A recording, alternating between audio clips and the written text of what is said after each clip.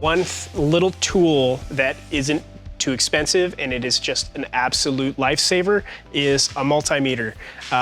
This is a very awesome troubleshooting tool. It is a good verifying tool.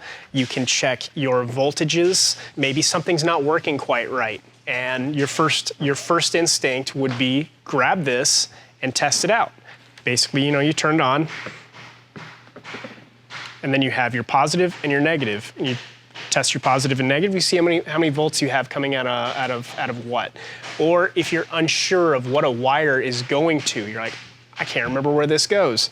You can set, check continuity and check the resistance between your two wires. So you connect one on the other side, and then you connect the wire wherever the wire's popping out from the other end, and if it doesn't pop up with anything, those wires aren't connected. This little tool does wonders. You can solve a lot of problems without tearing anything apart with a multimeter. I highly recommend getting a multimeter if you're going to be building your electrical system.